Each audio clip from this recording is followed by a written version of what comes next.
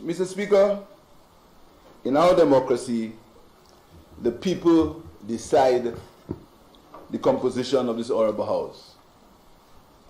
In our democracy, when the people decide, they send their representatives to this honorable House. In 1997, the people voted 16-1.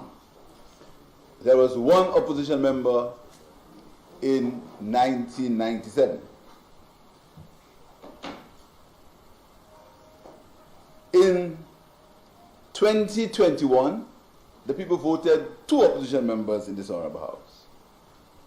So, Mr. Speaker, if the people of St. Lucia wanted more representation in this honorable House, they would have voted for more members of the United Workers' Party.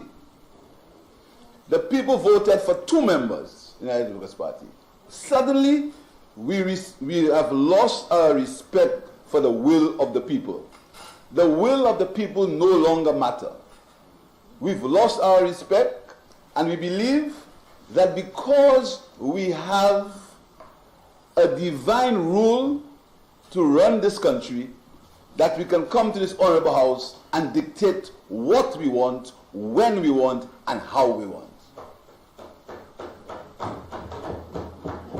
2 members of the opposition are in this honorable House. The leader of government business stood, and he made for the first time in St. Lucia's parliamentary history, the leader of government business wrote a letter to the leader of the opposition offering him time to speak. The leader of the opposition responded saying when he wants to speak, based on a ratio that he worked out for himself. The leader of government business stood up again, and he wrote him. And he wrote him again, and he said, please change your mind. Let us be mature in this exercise. Change your mind and speak in the allotted time. I will even give you the same amount of time as the Prime Minister, even if you do not respond as is the normal process. He refused again. The leader of government business stood up in his honorable House and begged the leader of the opposition to speak. Literally begged him. Tell him, come on, I will still give you the same amount of time, even if you've lost it because you did not reply right away. He refused to speak, Mr. Speaker. Yes, and again told him, it's 7 o'clock in the evening. You speak. You speak. It's prime time. His response was, what's prime time? So, Mr. Speaker, those who are there who want to refashion the story, refashion the history, tell about the people are the ones who decide who comes into the parliament. If the people wanted to put more members of the opposition parliament, they'll put them. So, Mr. Speaker, I rise to close that historic debate, Mr. Speaker. And I once more want to thank my colleagues and even thank the member for Choiseul, because he realized that my government was not a government of vindictiveness, was not a government that would want to make you cry. That's not a government that said we lost our right to speak. But I know, and I heard you talking about Choiseul. I also have roots in Choiseul. But I know that handicraft is important to Choiseul. So one of the first projects that we are going to do, not only in the small business, but in the youth economy, is promote handicraft in Choiseul for the people of Choiseul. I've also told him, and he's got it before, allocations when we give parliamentary representatives allocations. So he's got his allocation already, and he's going to get his allocation in the CDP, Mr. Speaker, as I promised him, not like what they did to us. So he'll get his allocation, and I'm sure he will use it in a diligent manner. But, Mr. Speaker, I want to just make one slight comment here today.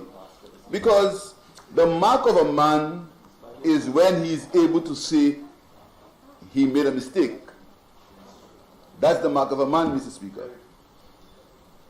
And, Mr. Speaker, in my business, in our business, we get information from different sources, Mr. Speaker. And, Mr. Speaker, on page 19 of my speech, and I would like you to make the record straight, Mr. Speaker, I said, and I quote,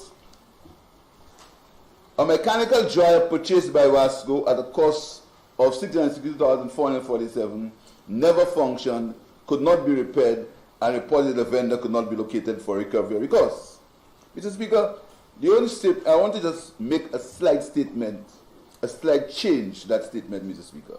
First of all, the vendor could be located, but he never repaired. He never repaired the machine, Mr. Speaker. That's the first thing. He was located, but he never repaired the machine, Mr. Speaker, and I have documents to prove that. Secondly, Mr. Speaker, the dryer was bought at a cost of $662,000, and it only worked the maximum 5 and the minimum twice. It was purchased to dry the silt that came from the dam. It worked for the minimum twice and the maximum 5. And as we speak today, this dryer is packed at Union on the tarpaulin, not working, Mr. Speaker. And the supplier has refused to come to fix it. So when they want to make a big, and I agree, I agree, I said the buyer could not be found. I was wrong. That's what I was told. I was wrong. And I admit it. Unlike certain people who say things and stand by it, and even though you prove they lie, they back up their lies and they lie again. And I'm going to give you some examples of that line, Mr. Speaker. Because when they believe that they can show off, Mate, I agree. I was told that they couldn't find a supply. I agree that. And I was wrong.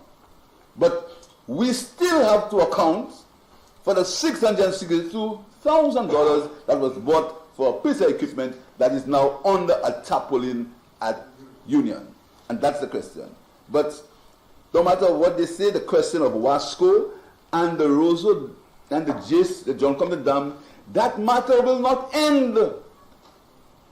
That because you spent $51 million on that project.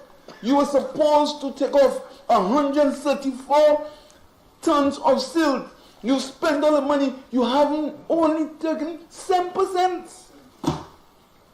You understand? So don't believe because I made an error with the supplier, you'll get away with that. You won't.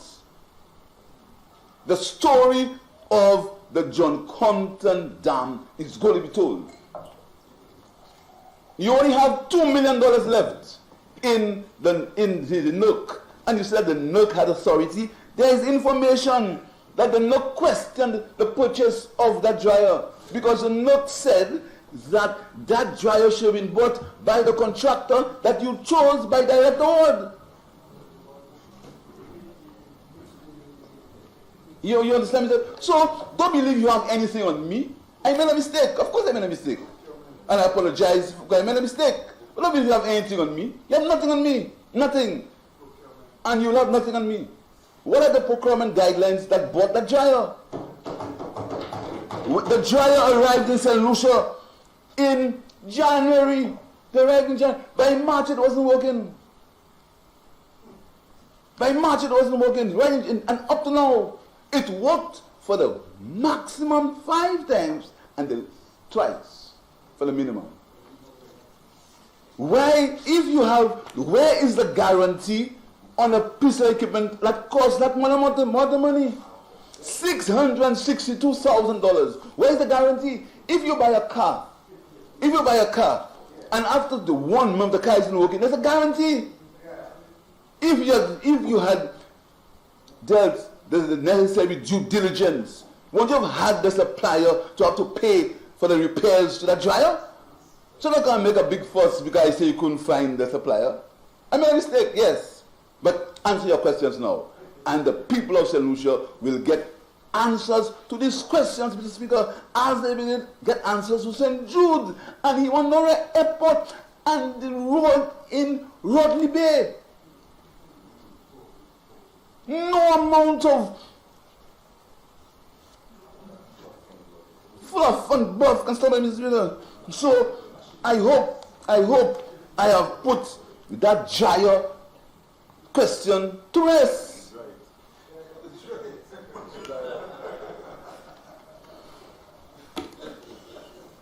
Mr. Speaker, if you make, there's a friend of mine, if he's listening, he says, once a philosopher, twice a prophet. If you make the same mistake twice, you're wrong. And Mr. Speaker, the member of the Choiseul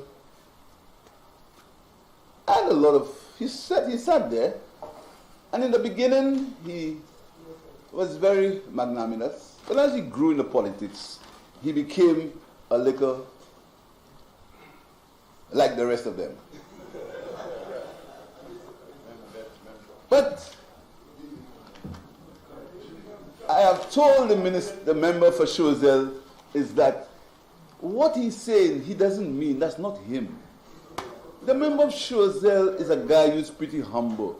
The member of Choiseul was a fellow who everybody can see when they were in the bank, he helped them. That's not a member of Choiseul. But the member got himself intertwined in bad company.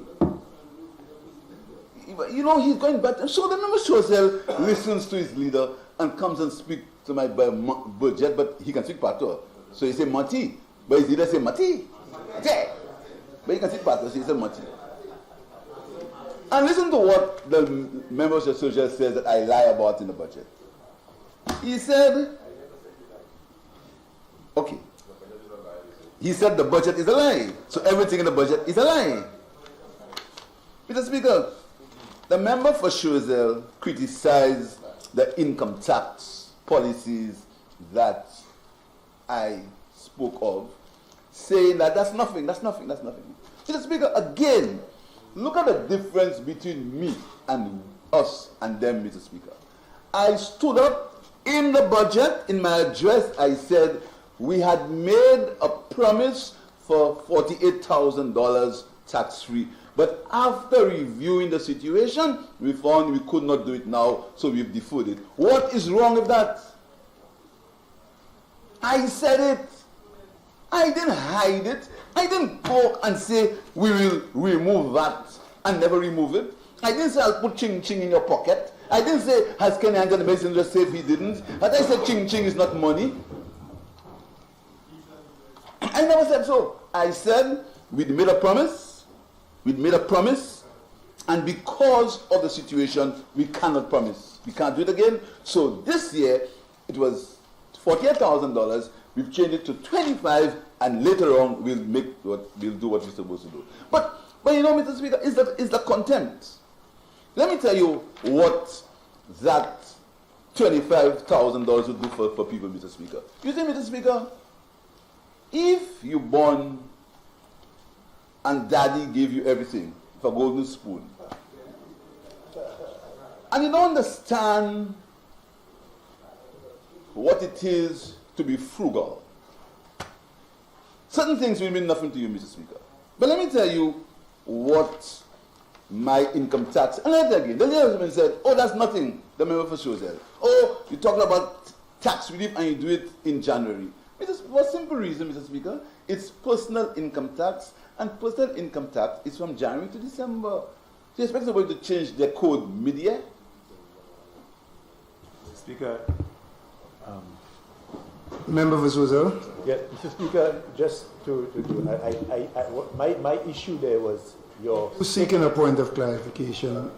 That is not a point of order. He's misleading with the statement that he made. Because what I was indicating to him, he said immediate. And 2023 cannot be immediate. That was the point I was pushing. Yeah. Okay, thank you. All right. But tax changes in tax, Mr. Speaker, they come for the year of income, January to December. So you cannot change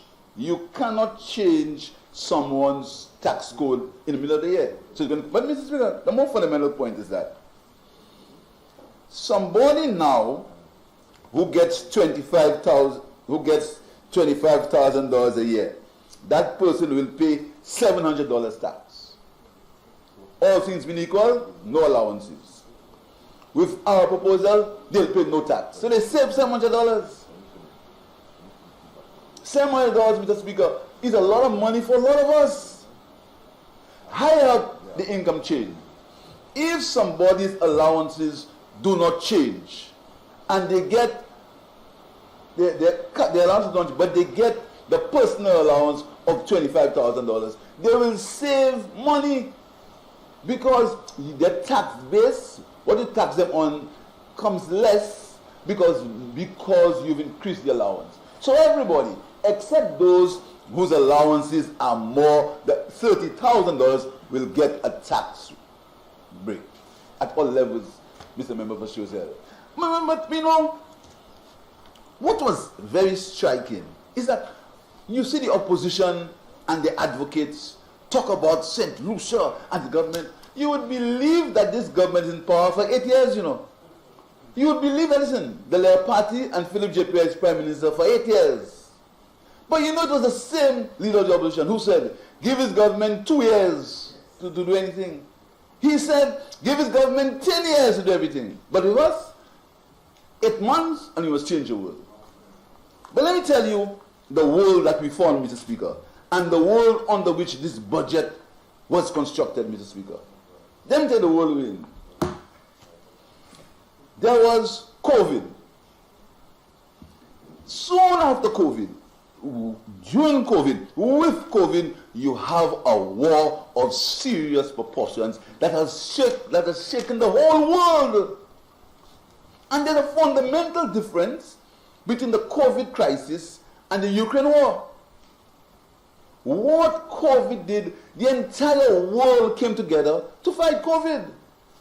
Chinese scientists worked with American scientists, Russian scientists worked with American scientists. Everybody came together, Cuba, to fight COVID. So the entire world was affected. What's happening now, Mr. Speaker?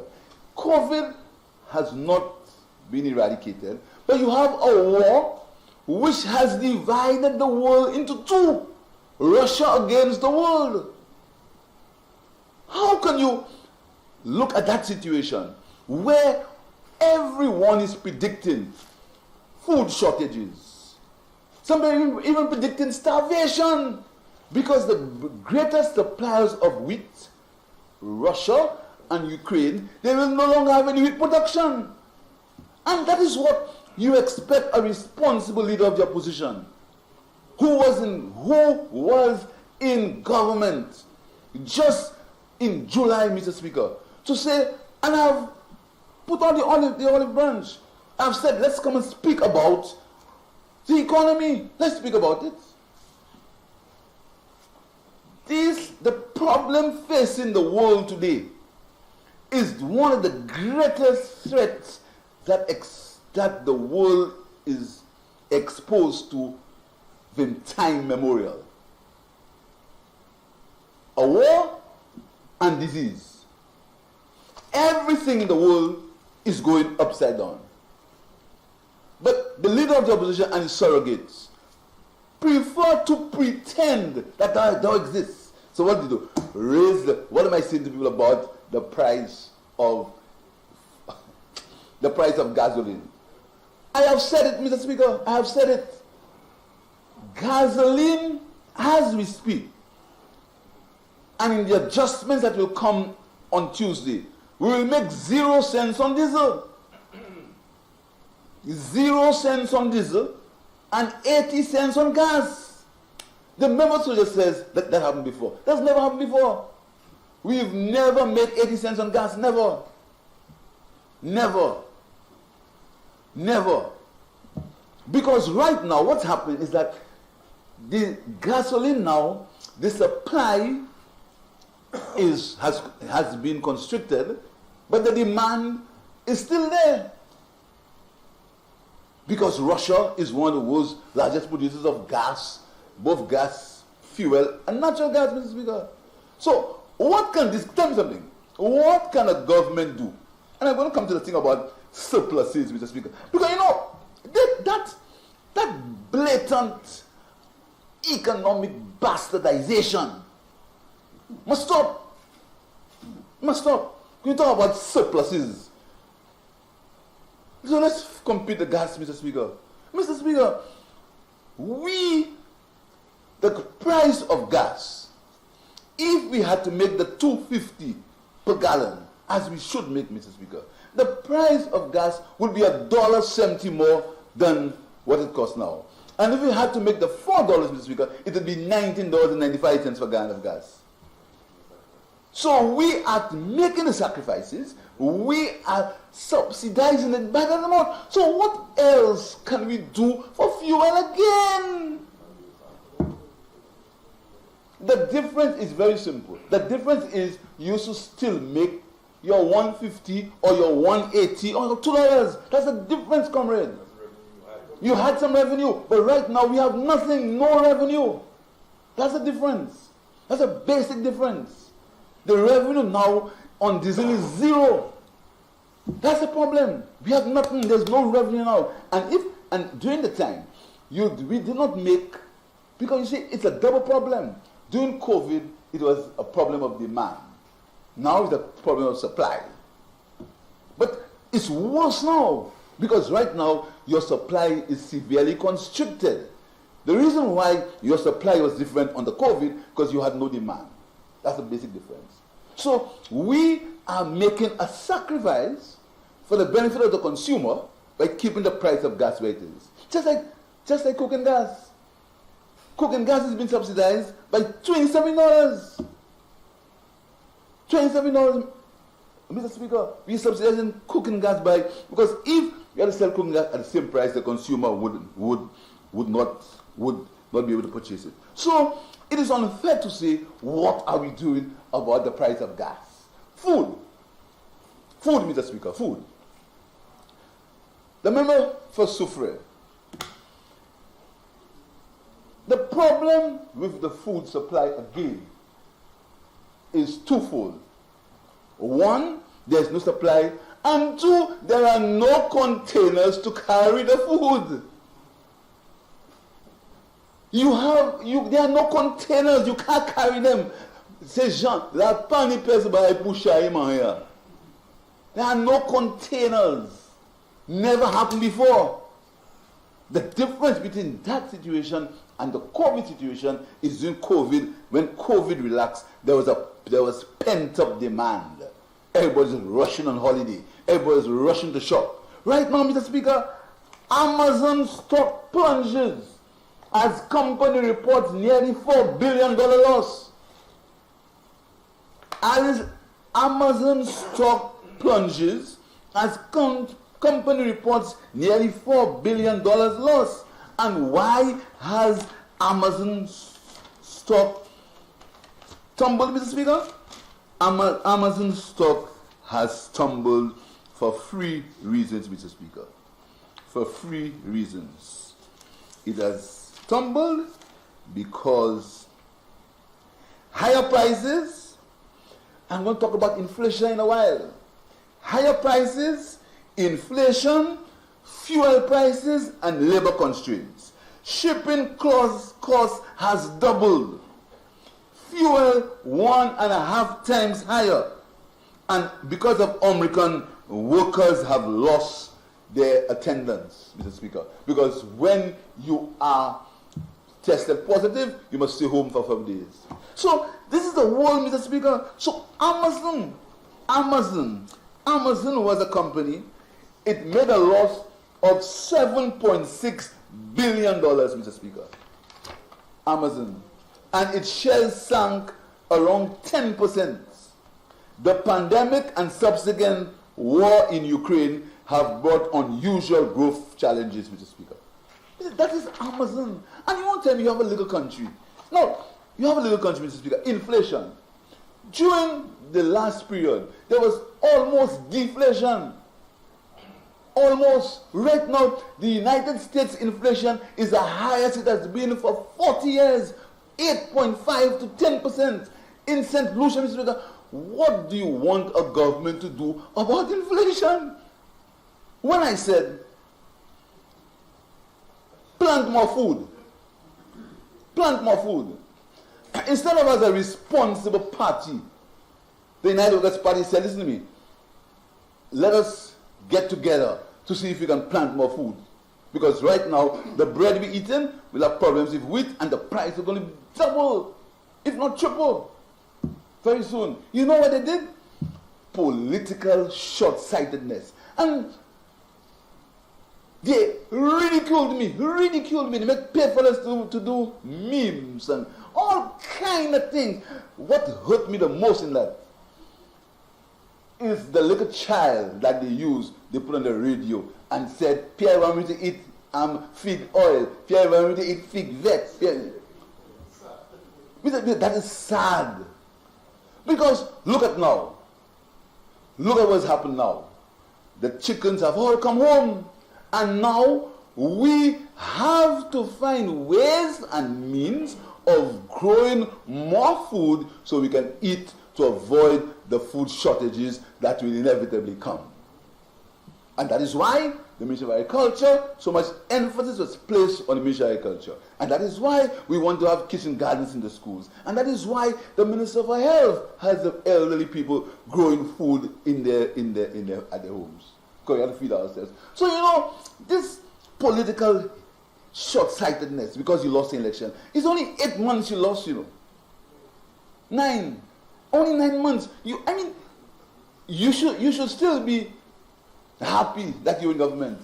But the hatred, the malignment, the nastiness, that happens now because you lost it, because you want to go against the will of the people of St. Lucia, Mr. Speaker. So, Mr. Speaker, the other problem is inflation. And I spoke about inflation before. And inflation, and that is why we tried to do something with wages. And I tell you again, you member for Choiseul, I was not saying we gave civil servants increase. I said a promise made by the government that we followed. That's what I said. That's a fact. We honored. That's what I said. But with that increase and those that will save by the taxes that they will save when the tax code changes, they should have a little relief, not more, not a lot, a little relief. And I understand that problem. The pensioners have been calling for something. So I said to them, we'll give you a one-off payment in July, and after we'll see what's going to happen. What else can a government do in this crisis? This is a time of crisis, Mr. Speaker. People I speak to, they say to me, why are you in government at this time? That's what they say. But in spite of that, Mr. Speaker, what has this government been able to do? And the budget says it clearly, because this budget is prepared with the greatest honesty to the people of St. Lucia. We said we are going to pursue an expansionist policy to see if we can put some life into the economy. So we said we're going to change how our borrowing patterns. And again, member, you made a mistake. I didn't say it never happened. I said for the past 5 years. And the record is clear. What I was saying was that borrowing before, we used to borrow mainly on the short-term market. treasury bills, government paper, bonds, etc. Short term. You go and you buy, you sell. But this year, because of the high interest rates, another problem we'll have to deal with again. The interest rates are rising. During the last 5 years, people were paying you to lend the money. Interest rates were zero. People had nowhere to put money. And there was extra liquidity in the system. Zero interest rates. Right now, the interest rates are climbing. So the short-term borrowing, the treasury bills, the government paper, the bonds, the rates are going up all the time. So what we did is that we negotiated finance on concessionary terms, and that's an important word, concessionary terms. So what we're trying to do is that we are trying to limit our reliance on the short-term paper and go for longer-term instruments. Help us save interest rates and give us some money so we can buy out some of the instruments. That's all we're doing. So what we're doing is that we are managing the economy, managing the finances in times of inflation, in times of higher interest rates, and in times of war and medical issues Omicron. What have we done in the tourism industry? What have we done? What we've done, if you say, listen to me, there's going to be pent-up need to travel. So what we've done, we said, let us continue in the vein of allowing the benefits of tourism to accrue. We said, let us push the community tourism moving forward. Let's push it. Let's get the residents, the people in Miku, the people in Chozel, of handicraft, the people in South Cashew, the people in Denver, the people, let us get them involved in the tourism industry. What did we do? We refashioned the community tourism so that we can get people to benefit from the people who are coming to St. Lucia. But even that is on the threat because of the high cost of travel. Even that is on the threat. So, how did we fashion the economy? We fashioned it with a youth economy. What's the youth economy about? The youth economy never said, and you can read it in the document, it never said that there were never anything for young people to do. But what it said is that in spite of all these things, young people were still feeling frustrated, young people were still feeling neglected, and young people did not think that the government or the system was working for them. So how did we fashion that to get young people a more of a sense of belonging in the system? What we said is we're going to give you a special part of the economy. We're going to call it the youth economy. The youth economy, we're going to put it through a statutory board. That means, and you know that too, Members Social, and the members of VFOT is right.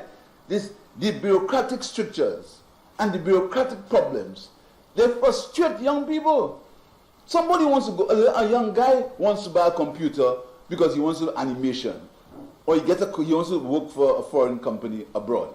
To get a computer, they want him to do business plan, where his mother was, where she worked, who his father is, where he living, for $5,000. We said no. We're going to make it flexible. Once your plan is good, we have confidence we'll give you half grant or half loan to buy your computer to do your business. That's what the youth economy is about, you know. The youth economy is about a cricketer or a footballer. And again, it happens to me all the time. And it happens to you too. These days, sports has become international. So there are many leagues. There are cricket leagues in India, in Pakistan, in all over the world, they have cricket leagues. Even professional leagues in the region. Some young man wants to play in a league. He hasn't got a ticket. They tell him, okay, you come up, basketball. You come up, and then you will pay. Miss Alfred, who this minister was promoted for, $140,000 more than what you're spending in the Attorney General office to go after him.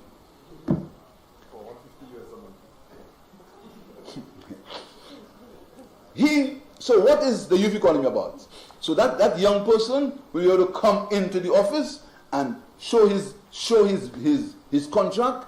In a few minutes, he'll get his equipment, get his etiquette,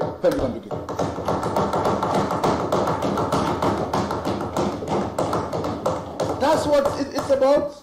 The youth economy is simply that creative industries, the orange economy, talent, people who can sing. People, they need an instrument. They need a guitar. They can't get it. The youth economy. Animation. Yeah, animation. Sculptors, painters, artists, people who can paint. They can't move it because the system is too rigid for them. Come into the youth economy. Money is there, you get it. That's what it's about, We're not saying we'll give every young person in St. Lucia, but we're saying we've started with $10 million to spend for the young people of St. Lucia.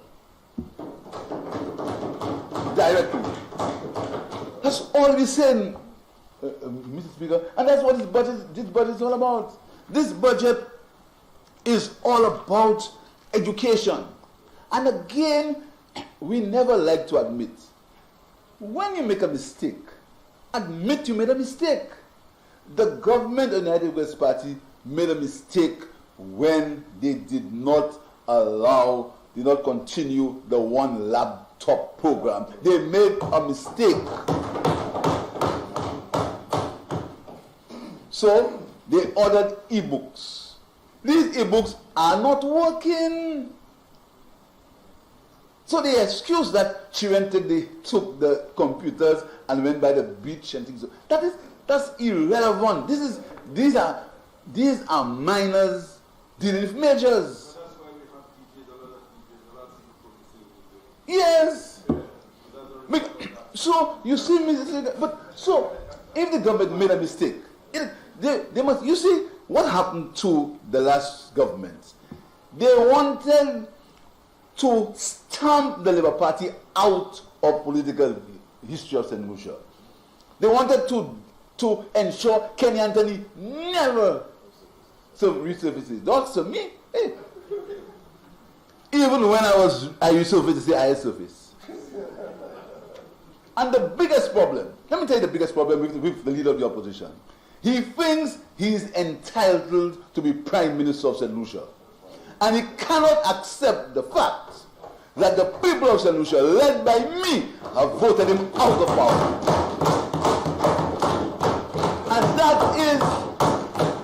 And that is his biggest problem. His biggest problem is he never expected that I would have the support of the men and women in here and the men and women out of the country.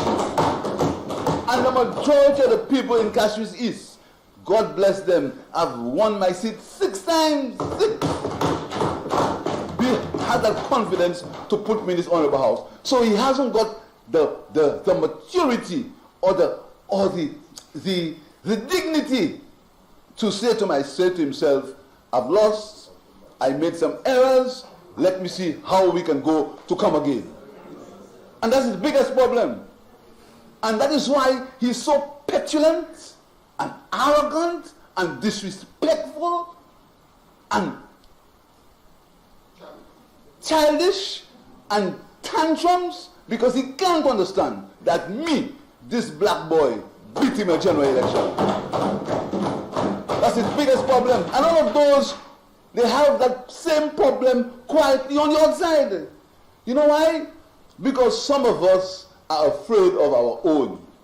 We do not like to see people we know aspire to the highest heights. And instead of we are proud of somebody you know in Waterworks Road where I was born, people who are on the same street with me, I can call their names, they live on the same street with me at Waterworks Road. You know their problem now? The problem is now I've become Prime Minister of St. Lucia. And that's the biggest, not because of my ability, because I won't talk about ability. I'm just as qualified or more qualified than many people who in the world who have become Prime Minister. So it's not about my ability or what I can do or what I can't do. It's not about my integrity. It's about the fact that they know me. I'm a black boy. I'm not supposed to be Prime Minister. When he did? I'll tell you about what he's done. He's gone to every embassy and backtalked this government. Every embassy. That's what he's done. He's gone and every investor he can find, he said, don't invest in St. Lucia. But I have a letter from Adam Stewart. who on the 20th of May will come here to turn the sword with the minister and myself for his duty. Because Adam Stewart and Butch Stewart, deceased, understand the philosophy of this government.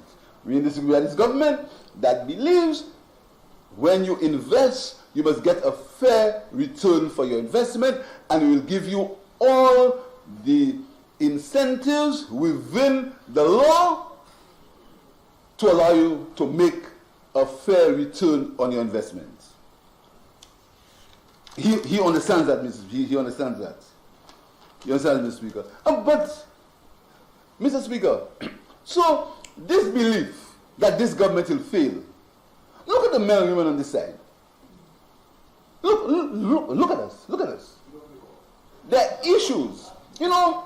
And I say that, and I know I'm going to get criticized, Mr. Speaker. But in politics, you must get criticized. And I have no, as I may say I made a mistake. You know, Mr. Speaker, the biggest problem with some of these people in this country, with our government, when they look at us man to man. He, from Miku, his mother was a laborer. He, from Denry, he has no name. Prospect? Pros who? He, Simonson King, his father was a fisherman. She, Emma, the mother from Soufre with a little member from Southeast Cashews from Black Mali. Member from Ansel Canaries from Millet. Who is it? Well, member from Cashews and he always boasts about carrying bananas in his head and living in a little house in Wilton's yard. He, member from Grosile, always says his mother was a vendor. She worked to send him to it. Member from Babylon, same thing. Member from Beaufort North always says where he from Beaufort North. He have from no boy in Cashews. He even scared of Cashews. Member from Labry, same thing. Understands where he's from, where he's going, and his achievements. Member from Denver North, he always says he comes from Maguia. Where he come from? Member for Cashew South, from Fulasho. Member for the Attorney General, from Fulasho too. I from Waterworks Road Marshal. So that's you.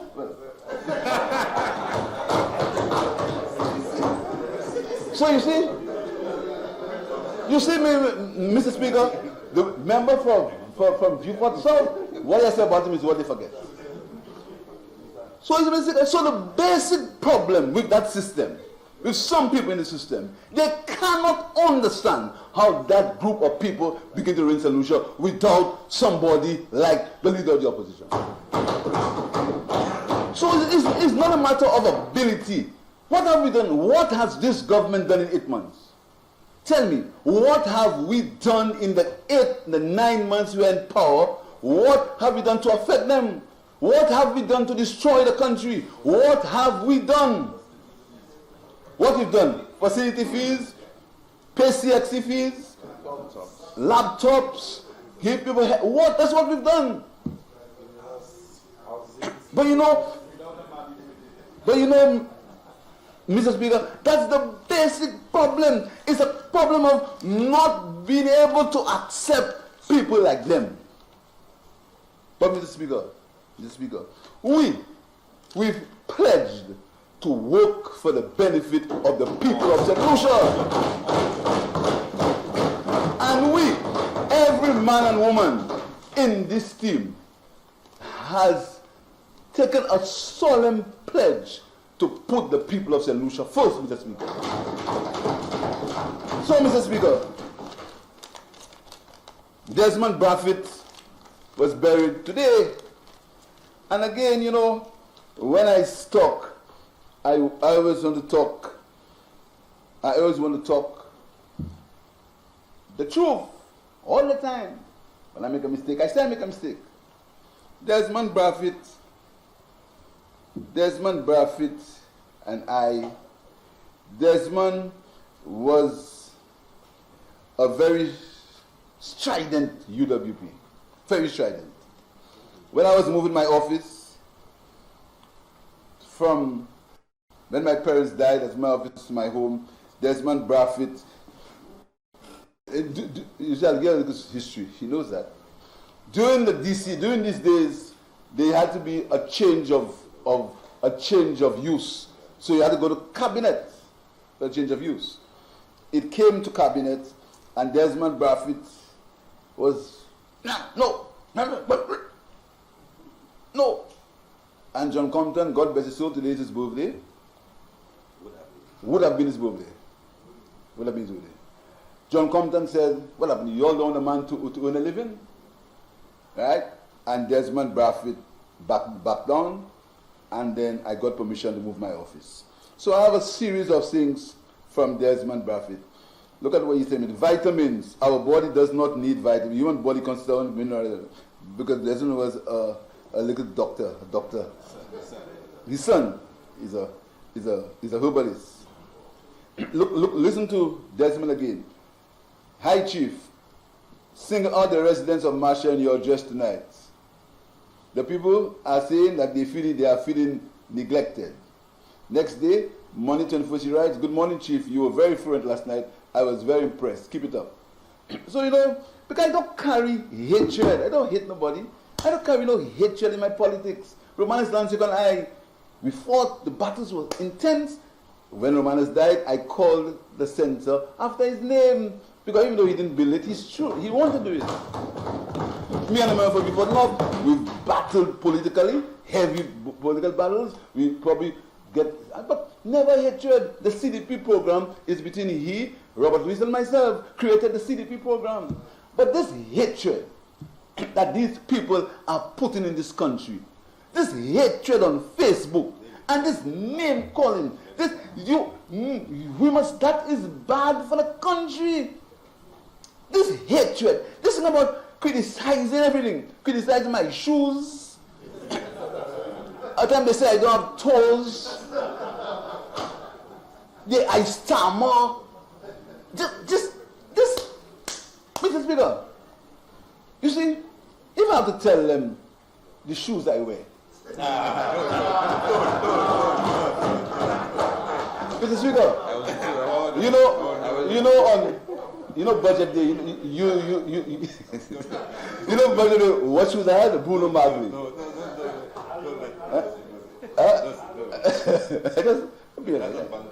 Yeah. So, Prime Minister, you have 15 minutes left. So, Mr. Speaker, this hatred that we are instilling in this country, this hatred, this thing about elections are finished, but we still, when we're in opposition, Mr. Speaker, when we lost, you know what he did? We wheel and we come back again. We met, we discussed, we strategized, we worked hard, we opposed hard, but we did not generate this hatred, this thing about, it's almost to a point where people believe that they must literally, sometimes you feel like they want to destroy you. Mr. Speaker, every day on Facebook, a lady on Hilaire. Look at. Mr. Speaker, 15 minutes or something. Not so much, half an hour. Mr. Speaker. Leader of Government Business. Mr. Speaker, I beg to invoke Standing Order 3210 to allow the Prime Minister to speak for an extra half hour. Members, the question is that we invoke Standing Order 3210 to suspend Standing Order 328 to allow the Prime Minister an additional 30 minutes. As many as of that opinion say aye. As many as of a contrary opinion say no. I think the ayes have it. The ayes have it. Please proceed, Prime Minister. Thank you, colleagues. Thank you, Mr. Speaker. Mr. Speaker, legal fees, Mr. Speaker. These stories have not been told, Mr. Speaker. Greenberg, do you know that this government traveled to Washington, and they were told that there is nothing in Grindberg. They were told that there is nothing in there. The thing was done in good faith, and there's a potential for. Look at it. Supposing we had continued this oil exploration and we'd found oil. Look at Ghana. Look at Grenada. Grenada have people looking for oil for them now that it got kind of messed up because of the Russian situation. Look at Grenada, Barbados. You know, if instead of looking for political retribution, if we had continued the Grindberg exploration, what could happen? What could have happened? You never know. But no, even after you go to Washington and you've been told that there is nothing wrong, you still, political retribution, you still continue. Grindberg, seabed, Grindberg, seabed, Mr. Speaker. And you asked a lot about the inquiry by, what's his name again? Inquiry. Lindquist inquiry. Lindquist. Mr. Speaker, you were in government for 5 years. All you had to do is to find the Lindquist report or subpoena the Lindquist report. That's all you had to do. Why are you asking us to get Lindquist or you when you're in government? Anything I want, I'll get it. And I'm getting things. That's why I got $70 million that 15th of July, Mr. Speaker. St. Jude Hospital, and the member for People spoke about St. Jude Hospital. 15th of July, a $70 million design finance contract to be paid to a firm. I don't mention the firm's name here. $6 million of finance fees to be paid in 1 year. $70 million on top of $118 million that your own ministry had said you'd spend. So you'd spend $188 million on one floor without one sink. And instead you say to yourself, we made a mistake, we should have continued. And you boast about the report which has never been made a document of the House. The report has a concluding statement. It has a concluding statement. Mr. Speaker, the member for answer, we read it. It said that the existing buildings could continue to be used as a hospital even though there were some errors. That's what the report said. But you know, again, you were persuaded, you went behind him. You were persuaded, corruption. You went behind everybody you could, Mr. Speaker. Instead, and whilst you're doing that, the people of the south of the country are suffering because you have a hospital that's not built. And you take 3 years, you do nothing on it. You allow it to deteriorate to a point now where we have now to go back and almost start again when you had buildings that your own report told you could continue. Now, who you can blame for that? And the people of St. Lucia saw through that. And they voted against you. I asked you yesterday, why do you think you lost the election? Oh, because you all fooled them. That is the problem. That is the problem. You do not think the people of St. Lucia have the wisdom to make up their own minds when they see the facts. That's the problem. So you look for mistakes. Oh, they fooled them. I heard one father say, oh, they had money, they had so much money. And that's a problem. Admit you made mistakes, member for Shuzel. You made mistakes. And the people rejected you because of your bad governance and your vindictiveness. You were rejected. So going forward, Mr. Speaker, we are very excited about the future. We're excited. We know we have work to do. We have a lot of work to do. A lot of work, Mr. Speaker. And the member for V4 South was clear. Implementation. I have said to each of my ministers, we have to implement at a faster rate. But the member for V4 South spoke about the strictures of the civil service. You know, Mr. Speaker, there is a bill. And you know, sometimes you as a Minister of Finance, sometimes you feel frustrated, very frustrated, very frustrated. There's a bill called the Public Finance Management Bill, Mr. Speaker. And, you know, this is, incidentally, Mr. Speaker, this afternoon at 4:30, there is a meeting with the Vice President of the United States on Zoom, which I have to attend.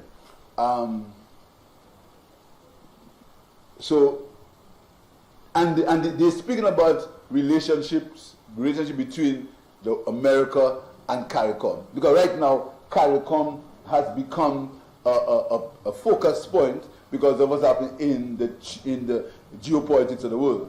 You heard what Venezuela did for St. Vincent. Venezuela wrote off 8.9% of St. Vincent's debt, and they gave them crude oil at lower prices. So there's that meeting, Mr. Speaker. But you know, Mr. Speaker, what I'm saying to you is that in that environment that we have to conduct business, it's a very, very difficult environment. Very difficult environment, Mr. Speaker. So what we've done is that we've crafted the budget in a way that we have a little for everyone, a little bit for everybody, under the stringent circumstances. But we have to implement these projects. And I told the Minister for Investment that he must not speak about any hotel if he's not sure it's going to be built. So there are many hotels. There are many people who are showing interest in St. Lucia. We have given incentives to a lot of hotels, but we're not going to announce it unless we're sure it's going to be built. So today, I got confirmation from Sandals that they are going to be turning the sword on the 20th of May, so we announced it. The Marriott in Point 7, we started in the end of your term, is happening now, so we announced it. The Casabah Hotel, which is working on, we announced it. But there are many other hotels that are in what Brother George used to call in the pipeline. But we are not going to announce them until they're on the ground. So what else is in the budget, Mr. Speaker? The program in education, the technical vocational education, Mr. Speaker, where we're going to ensure, in fact, I don't know if the Minister forgot to say it, the whole exam system, CXC, I think, we are having an equivalent exam for technical vocational students, that so if they can't do the CXC, they can go into technical vocation and get the equivalent qualification as a CXC. In the CXC, in education, we are preparing people for the world of work. We are preparing people, and that's what the Tech VOC is all about, Mr. Speaker. And the Minister of Education is exploring. He spoke about the new workplace where we're going to have a new in Viewfort, an area where students can almost be a career development center, Mr. Speaker, because we want to transform the education system so we can have children for the world of work. What are we doing in business? In business, the small business, and you started that. You started with an emphasis on small business, and we're not saying you did not. All we're saying is that this time we are expanding it. We've ensuring that they get more finance because we understand about the importance of small business to the country. But we're not going to stop what you started. You stopped the airport. You stopped the hospital. You stopped the highway. You stopped the administrative center. You stopped the square. Just because you wanted to kill the legacy of the St. Lucia Labour Party. Think of St. Lucia if you hadn't stopped these projects in spite of COVID. Just think of St. Lucia in spite of COVID. We would have had the airport on the verge of completion. St. Jude Hospital would have been finished and patients would have been there. The administrative center in Viewfort would have been built. The Grozer Highway would have been completed. That's what St. Lucia would have liked, you know. And you haven't learned from these mistakes. So, Mr. Speaker, what is most important is in St. Lucia, we are creating a new culture of governance. We want to create a society of meritocracy. We want to create a society, and that is who we are, a society of justice, a society where, regardless of the circumstances of your birth, there's an opportunity for you to have a better life. And that is why we have increased the social programs. And the social programs will mean that not because you're born in poverty, you must die in poverty. And this is why we have increased the allocation to the Ministry of Social Transformation.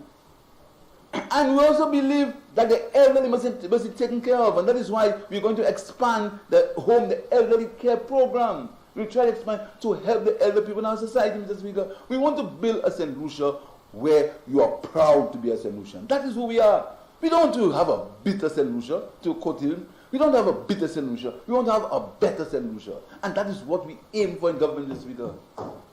That is what we are. We want a St. Lucia where a young person who has ambition, we want to create an indigenous class of business people who can work hire the folks and create wealth for themselves. We don't have any problems in profit. We think profit is meaningful and profit is an initiative. But all we're saying is make your profit, but be fair in how you are making it. That is why we're going to look at the minimum wage, which we call a livable wage, so that workers can get a better share of the cake. That's what we're doing. That's the St. Lucia we want. We don't want a St. Lucia. We want a St. Lucia where when you get up in the morning, you feel proud to be a St. Lucian. That your child can say, I can be a Derek Walcott, or Arthur Lewis, or Vincent Paris, or Robert Lee, or any of these, or a Darren Sammy, or any of them. That's the St. Lucia you want, or McDonald Dixon, or Papa Anthony. That's the kind of stuff. Or, by the way, a St. Lucian became the Archbishop of St. Lucia, Archbishop Malzer, a St. Lucian from Monrepo. No, nothing is too great for St. Lucian to achieve. Nothing, Mr. Speaker. That is the St. Lucia that we want to develop.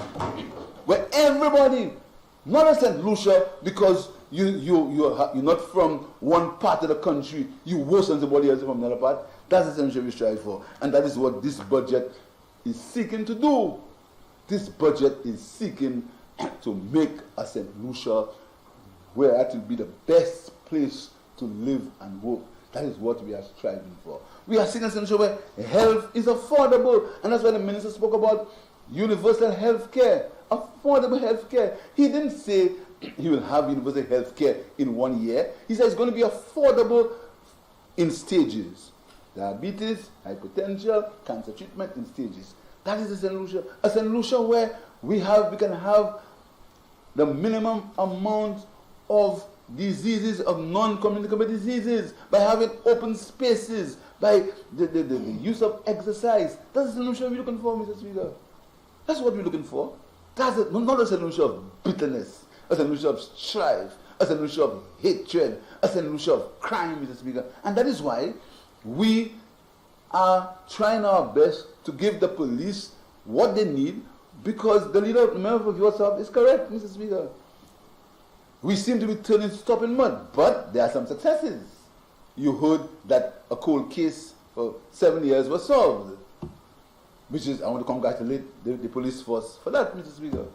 But so we, on this side, Mr. Speaker, we are looking to improve the quality of life for St. Lucia, even in the times we live in. And the times we live in are some of the hardest and most difficult times to be in government for anybody in the world. So, Mr. Speaker, I want to thank you.